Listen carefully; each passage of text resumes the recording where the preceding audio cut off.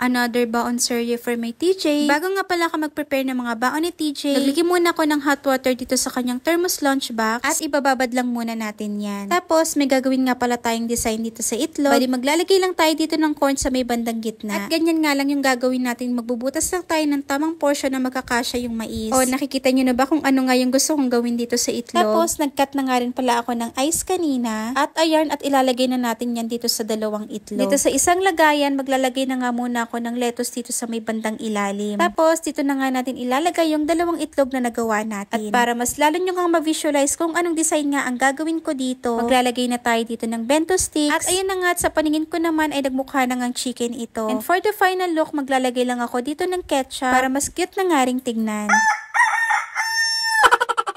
At kung napanood nyo pala ang baon serye ni TJ kahapon, gawa nga pala ako nitong mango salad roll. At dahil nagustuhan niya talaga yan, ni-request niya nga pala itong baunin ulit for today. Tapos, nag-add na nga rin pala ako ng mga mais dito sa may bandang gilid. At sure naman ako magugustuhan ni TJ yan. Sopas nga pala ang dinner namin kagabi at sobrang nagustuhan talaga ito ni TJ. Kaya ayarn, ibinilin talaga niya sa akin na ipabaon ko daw ito sa kanya. Tapos, nilagyan ko nga lang pala ng shape itong carrots para maganda na nga ring tingnan. At ito na nga ang final look ng mga baon ni TJ ngayong araw ng Tuesday, mga mari at nakshi. Available nga pala itong mga gamit ni TJ sa aking TikTok shop. At ilalagay ko na rin yung mga links sa comment section kung saan kayo pwedeng makabili. At kung hindi nyo naman napanood ang baon serye ni TJ kahapon, eto nga't ipapasilip ko ulit sa inyo.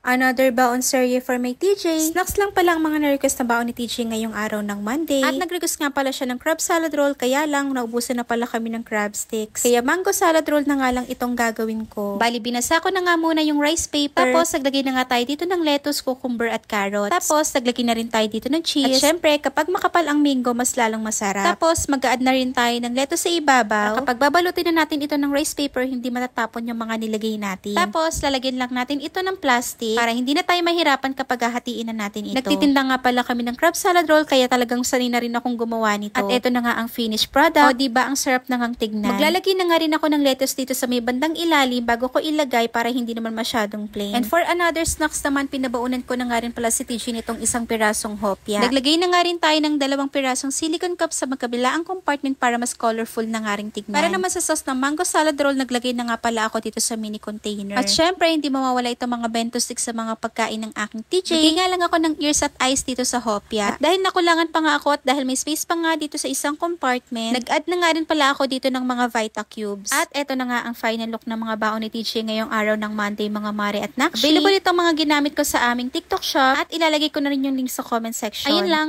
Bye!